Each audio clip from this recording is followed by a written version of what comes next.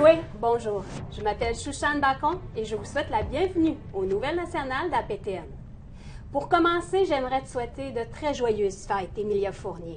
Merci, Chouchane. Joyeuses fêtes à toi aussi. Aujourd'hui, nous prenons le temps de réfléchir sur les événements marquants de l'année 2022 et les suivis que nous allons faire en tant que journalistes au cours de l'année 2023. Cette année, on ne peut pas passer à côté de la visite du pape François cet été en sol canadien pour un pardon envers les peuples autochtones suite au régime des pensionnats indiens au Canada. Le pape avait promis en mars dernier de faire ce pèlerinage du pardon au Canada et il l'a fait. Mais durant un souper protocolaire, lors de son passage à Québec, le souper a pris une autre tournure. Allons voir ce que notre collègue Lindsay Richardson a écrit sur ce sujet. Et je vous remercie pour être venu ici de différents... C'était le dernier engagement formel de la visite du pape à Québec, une rencontre avec les survivants des pensionnats et leurs sympathisants. Bien que techniquement il ne s'agissait pas d'une réunion privée, certains affirment que la porte leur a été fermée au visage.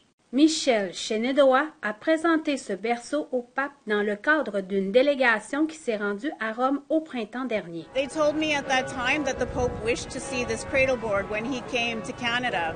That has not happened and the Pope has just left Quebec City. Elle devait lui présenter de nouveau ce vendredi, mais elle affirme qu'on lui a demandé de quitter la rencontre sans raison.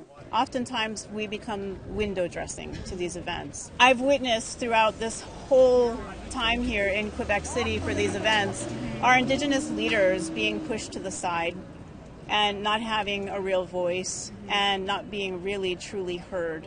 Mais les problèmes ont vraiment commencé jeudi soir, pendant un dîner officiel où devait être abordée la doctrine de la découverte et la remise des archives. Ghislain Picard, chef régional de l'APNQL, a déclaré à APTN que le format ne permettait pas de mener les conversations que nous voulions avoir. La grande chef CRI Mandy Goldmasty est du même avis. Mais honnêtement, je trouve que c'était peut-être une opportunité qui était manquée. Et c'est sans compter les problèmes logistiques.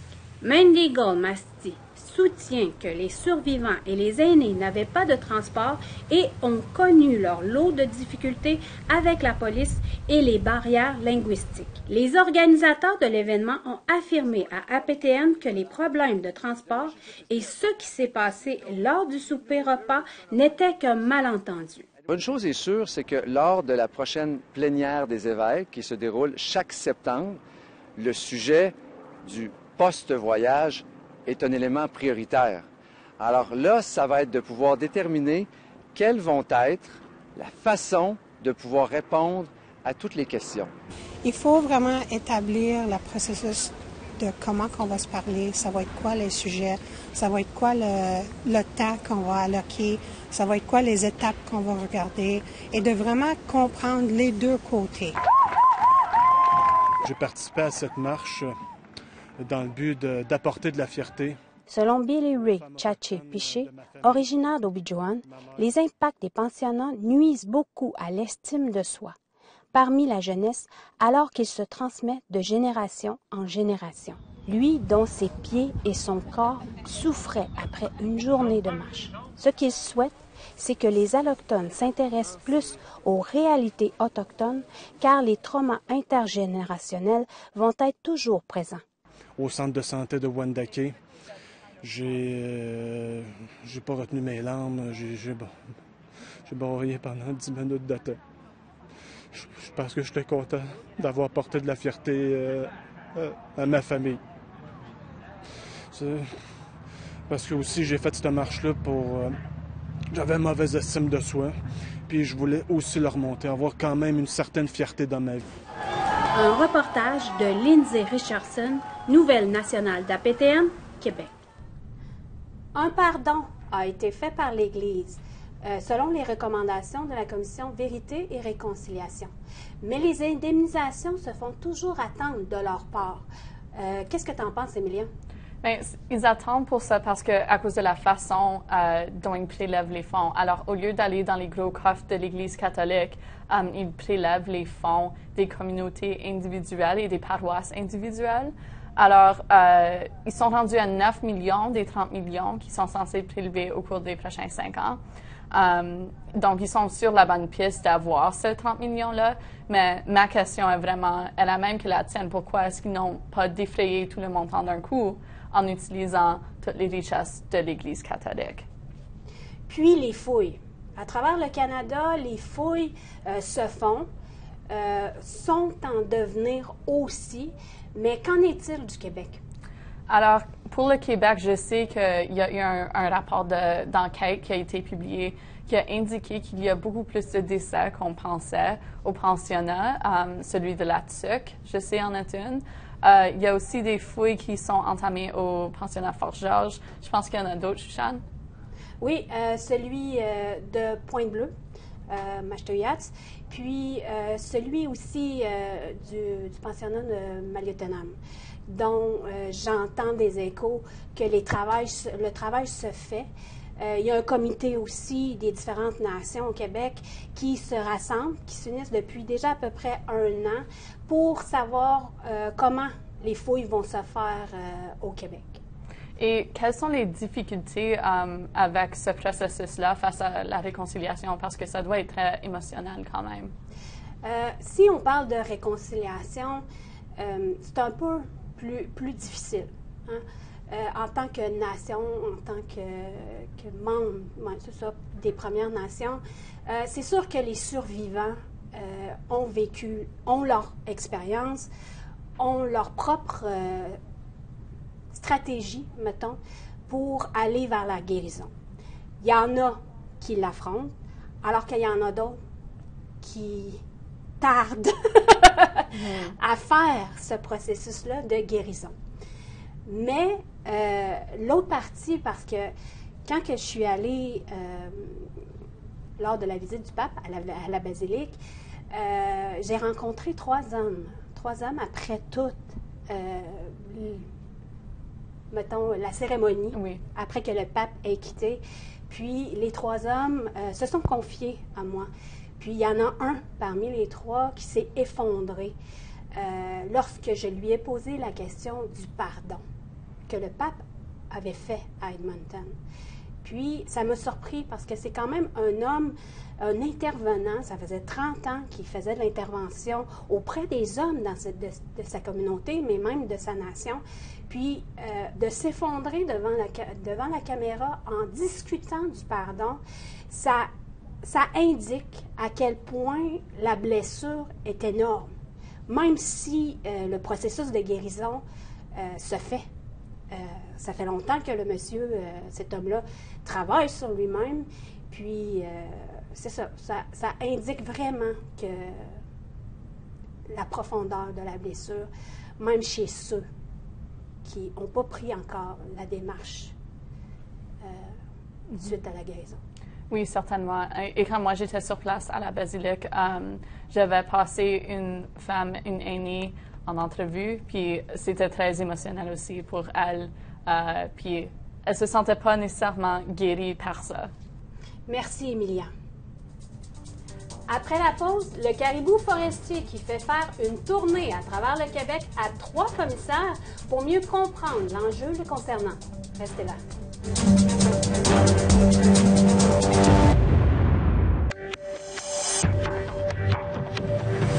Bienvenue aux Nouvelles nationales d'APTN. Emilia, nous avons entendu beaucoup parler du caribou forestier au cours de l'année dernière. Une commission indépendante sur les caribous forestiers et montagnards a fait une tournée à travers le Québec tout le printemps dernier. Leur but était de trouver des solutions entre sauver des emplois et éviter la disparition de l'espèce. Regardons un reportage que j'avais écrit à ce sujet.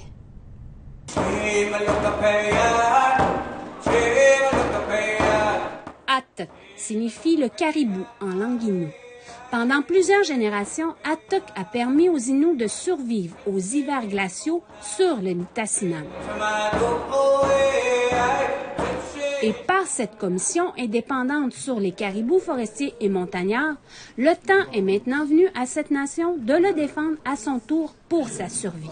J'ai décidé de partir, j'ai décidé de venir pour justement protéger le caribou, travailler là-dessus. Il y a 2 ans que Jean-Luc Canapé, Innu de Pessamit, vit dans son camp familial au nord de la communauté. Pour la venue des commissaires, Canapé a pris la parole en tant que gardien du territoire. En 2018, 18 caribous couchés sur le lac, au soleil, prenaient un bain de soleil. Il faisait beau, il faisait chaud, au mois de mars.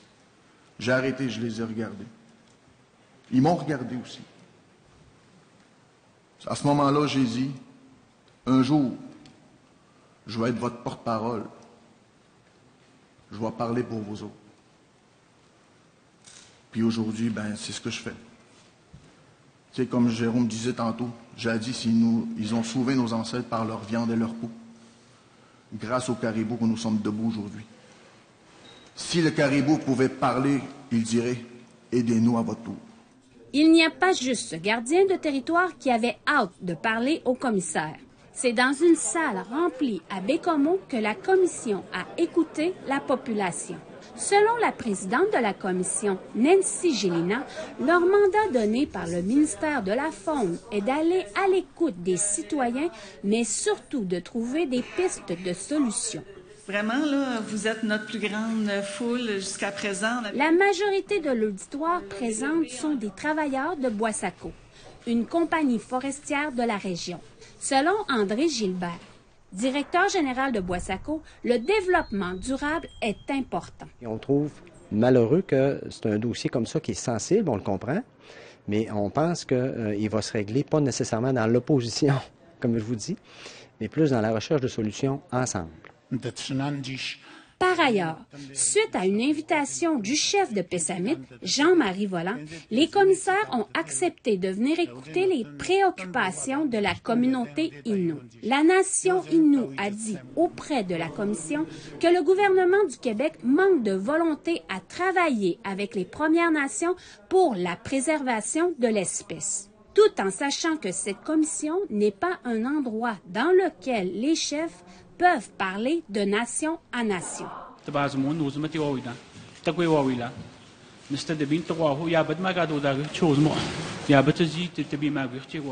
Une mise en demeure sera envoyée au gouvernement provincial pour la sauvegarde du caribou vivant sur le pic Moaguen, un projet d'aire protégé. Plusieurs chefs de la nation Innu se sont déplacés pour soutenir Pessamit.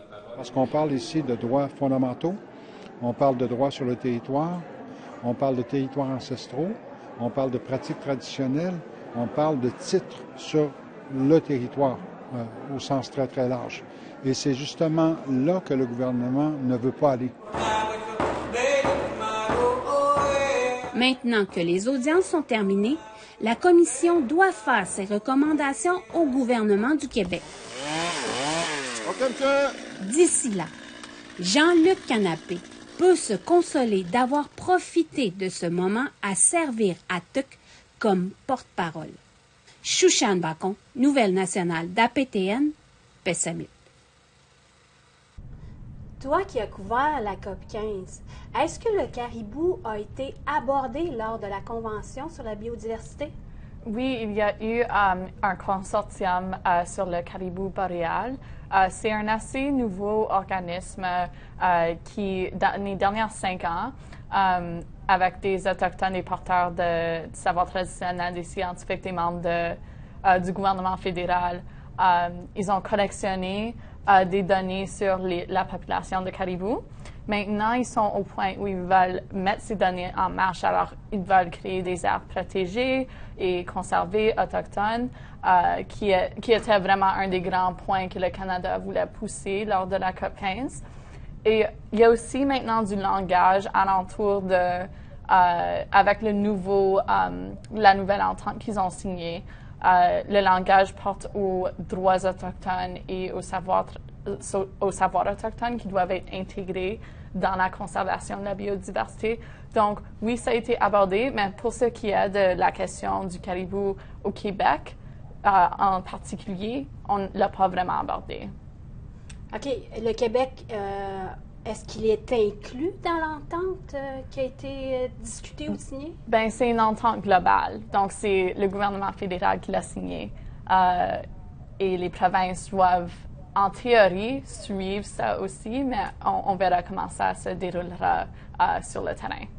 Puis, la Commission indépendante sur les caribous forestiers et montagnards ont quand même écrit, ont rédigé, ensuite à leur tournée, ils ont rédigé un rapport qui est sorti en août dernier. 35 recommandations, si on se rappelle bien.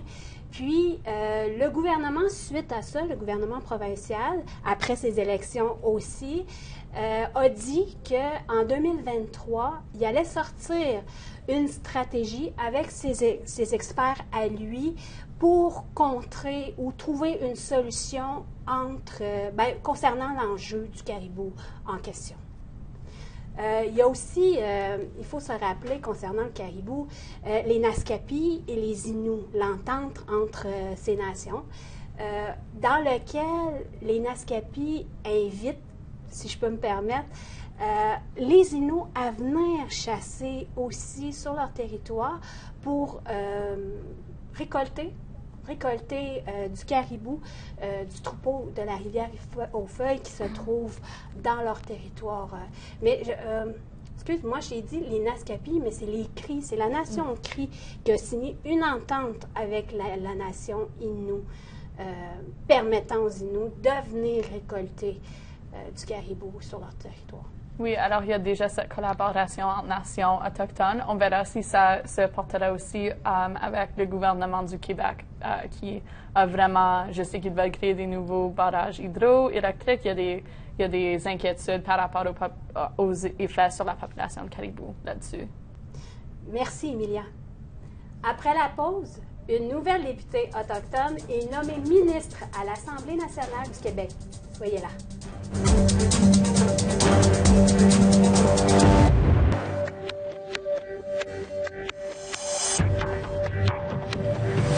Bienvenue aux Nouvelles nationales d'APTN. Cet automne, François Legault a été réélu pour une deuxième fois comme premier ministre avec une victoire écrasante. Et une candidate de son parti a marqué l'histoire aux dernières élections. Catherine Champagne-Jourdain, la première femme autochtone élue à l'Assemblée nationale. Emilia, tu as écrit ce reportage. Allons l'écouter. Je ne sais pas à quel point vous êtes conscient que ce soir, on a marqué l'histoire. Catherine Champagne-Jourdain est la toute première femme autochtone élue à l'Assemblée nationale du Québec. Une nouvelle politique, elle s'est présentée comme candidate pour la coalition Avenir Québec ou la CAQ. Mais les choses vont changer pour moi, puis les choses, je l'espère, vont changer aussi grandement pour notre région. Une Innu de Ouachat Nakmani-Utanam, elle est maintenant la députée caquiste pour la région du Plessis. Elle a dit qu'elle s'est jointe à la CAQ parce qu'ils mettent de l'avant le développement économique. Et elle ajoute qu'elle planifie se fier à sa culture Innu pour travailler avec les peuples autochtones sur les projets de développement. Pour moi, la CAQ, c'est un parti qui est pragmatique, c'est un parti d'action, c'est un parti qui livre la marchandise. C'est important pour moi parce que ce que je veux voir arriver aussi, c'est des actions à tous les niveaux, dans tous les dossiers. C'est pour ça que j'ai décidé d'y aller avec la CAQ. Mais le gouvernement Legault a eu quelques controverses avec les Autochtones, telles que le refus de reconnaître l'existence du racisme systémique, le passage du projet de loi 96 et son combat juridique contre la loi de la protection de l'enfance autochtone. Pour moi, ce qui est important pour voir les choses changer, ce sont les actions.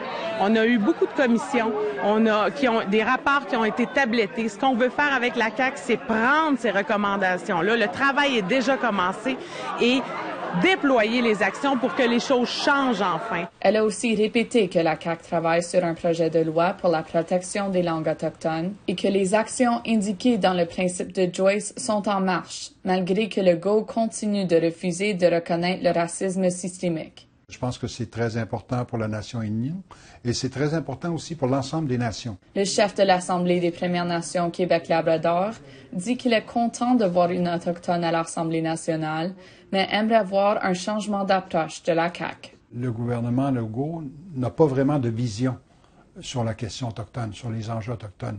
Donc, pour moi, lorsque je regarde autour de moi, à l'extérieur du Québec, et ce que je constate qu'il y a beaucoup d'avancées, beaucoup de progrès sur les enjeux autochtones, sur tout ce qui est fondamental. Je ne vois pas pourquoi le gouvernement Legault choisirait de rester à l'écart de tout ça. On a une belle victoire ce soir. Champagne-Jourdain succède à la députée péquiste Lorraine Richard. La CAQ a gagné 90 des sièges à l'Assemblée nationale, ou 66 %, avec 41 % du vote. Le Parti libéral du Québec est venu en deuxième place, formant l'opposition officielle avec 22 sièges. Un reportage de Shushan Bacon et Emilia Fournier. Nouvelle nationale d'APTN, Sept-Îles. Selon toi, Emilia, une femme autochtone à l'Assemblée nationale, est-ce que c'est bon pour les communautés autochtones? C'est certain que c'est quelque chose de positif, avoir quelqu'un dans la salle qui vient d'une communauté autochtone, qui a vraiment place à la table de décision. Cependant, c'est pas comme si elle va être capable d'adresser tous les enjeux qui apportent aux Autochtones. Et aussi, elle avait dit à plusieurs reprises que sa priorité, c'est vraiment le développement économique. Donc, en termes des intérêts des chasseurs-trappeurs, en termes des intérêts de ceux qui désirent peut-être préserver les terres plutôt que les développer, peut-être qu'il va y avoir des conflits là, je ne sais pas.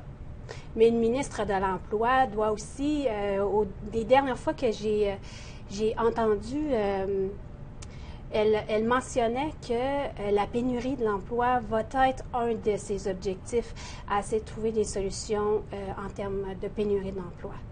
Mais reste quand même, je suis allée, j'étais présente quand ils ont eu les résultats la soirée du 3 octobre à Sept-Îles. Puis, c'était une soirée magique pour les supporters de Mme Champagne-Jourdain. Et quand je lui ai posé les questions, je m'avais préparé quand même 3 questions sur le racisme systémique, sur la loi, le projet de loi 96, puis sur le principe de Joyce.